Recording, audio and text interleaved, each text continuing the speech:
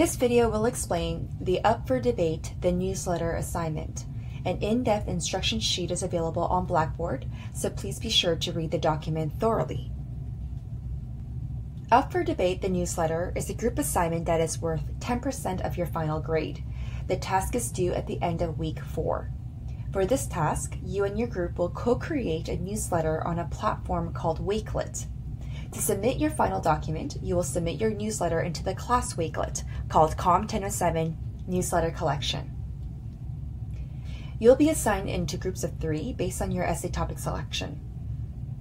If you haven't submitted your essay topic selection yet, please do that ASAP. This is the only way the instructor will be able to put you into a team. You'll be connected to your group members via email. The professor will email the team, so please be sure to check your GBC email. Once you are connected, please complete the team contract attached in the email. This is a group grade, and the contract ensures that everyone contributes to the team equally. So let's start off by first defining newsletter before we discuss the specifics of the assignment. A newsletter is a periodical publication published at regular intervals, daily, weekly, or monthly, and delivered by email. Newsletters publish relevant, curated content, news, articles, product information, etc., for clients, employees, and special interest groups.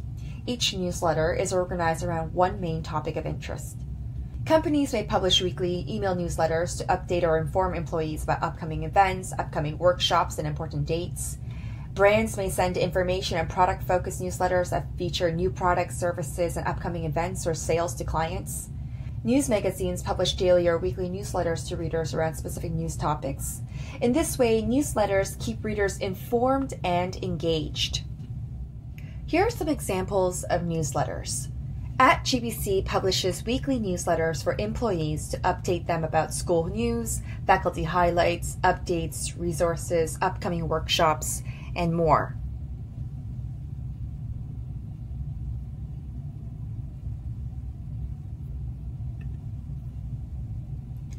Another Story Bookshop is a local Toronto bookstore. Their monthly newsletters feature book recommendations. For example, the focus of this newsletter was books for the Islamic History Month.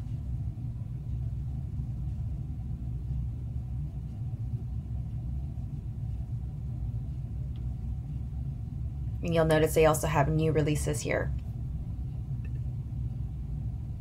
This newsletter is from one of my favorite food magazines called Bon Appetit, featuring all things related to Hot Pockets in this one. And so they feature a number of different recipes around this one specific theme.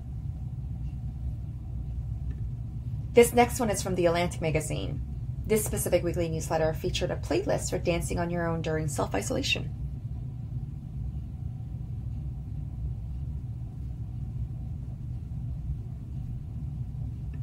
The last one here is from the New York Times, and this newsletter is what inspired our assignment. The New York Times Debatable Newsletter summarizes the multiple perspectives that make up the conversation and debate around a specific contentious issue. This one is about the safety of our cities in the middle of the COVID-19 pandemic. The newsletter, as you notice, isn't arguing one side. Instead, it paraphrases the multiple perspectives around the contentious issue and organizes them into headings. The New York Times newsletter essentially sums up the big picture of the debate. Not only that, the newsletter writer hyperlinks all of the articles so that the reader can click and be redirected to the original source.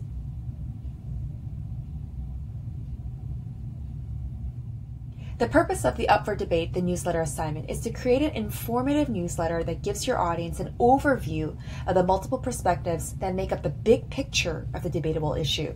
And the debatable issue here is a prompt you selected for the argumentative research essay. Your goal is to essentially sum up the various sides and perspectives around the issue. At this point, you're not picking a side. Your purpose is to simply inform of the multiple perspectives.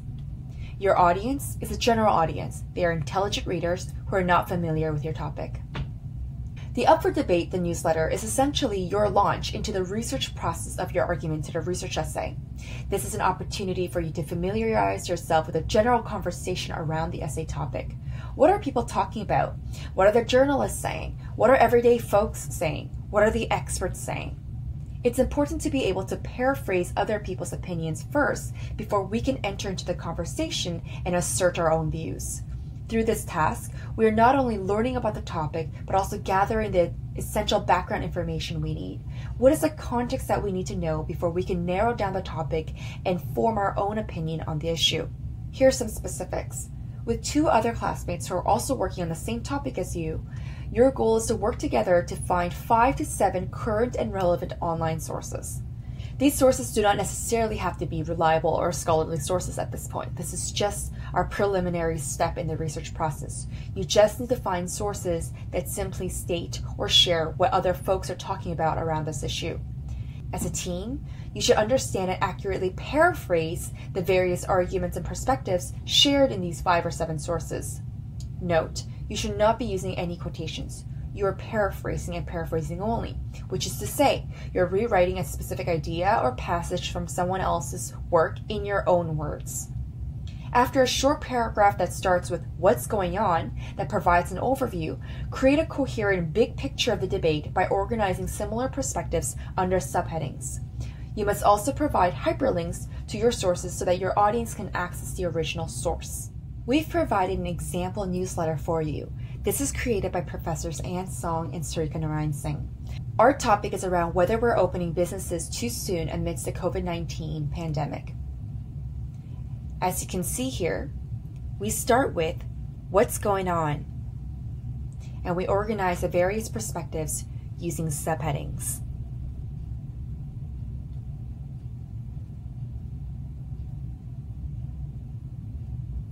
So the subheading, "Opening too soon, our health is at risk."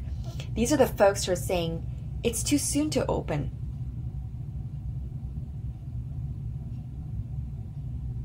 And we have the patient's perspective, the union's perspective, and the teacher's perspective, and the doctor's perspective. Here we have a new subheading. It's called "Not Necessarily Too Soon." This section sums up and paraphrases those who say we need to get our economy up and running again. And then we conclude with some final thoughts. Where do we go from here? Notice that the newsletter does not pick a side. Our goal here is not to argue for a side, but to inform our reader of the big picture of our topic, the various perspectives around it. And notice that we've also included hyperlinks, so that when you click on these items, you're redirected to the original source.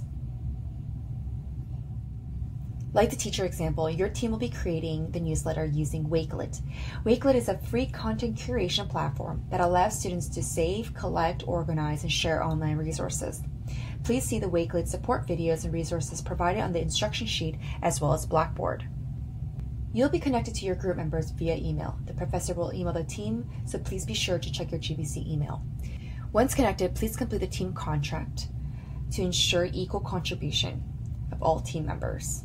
From there, we recommend that you create a Microsoft Teams page so that you can easily chat, video conference, and collaborate on the same Word documents. Videos on how to create a Microsoft Teams page and how to use Microsoft Teams to collaborate are available on Blackboard in the Tech Essentials folder as well as Module 1. We recommend that you complete and organize the written content of the newsletter on Microsoft Word first on Teams before transferring the information onto Wakelet. To submit your final product, share the URL link of your finished newsletter to our class Wakelet collection. This way, the rest of the class will be able to enjoy and appreciate your final product. Detailed instructions on how to join and post on our Classroom Wakelet is provided on the instruction sheet as well as Blackboard. So this is our class collection.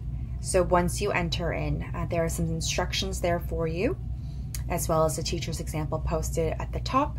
All you need to do is click Edit Collection and add in the URL of your group's newsletter here. When you enter our Blackboard page, click Assignment and Submissions, and you'll see a folder that's called Up for Debate, the newsletter. Open the folder and you'll see access to the instruction sheet. So if you open that, you'll see all the details of this assignment. Whenever you see blue fonts here, those are hyperlinks, which means that you'll be redirected to something else, a different resource. So make sure if you're a PC user to hold down Control on your keyboard before clicking, or if you're a MacBook user, hold down Control and click, and you'll be redirected to a different resource that I want you to be redirected to. You'll also find there the rubric, and here's a teacher's example that you can also click. And you'll see the teacher's example here. If you scroll down, you'll see how to set up your Wakelet, all of the support materials for Wakelet.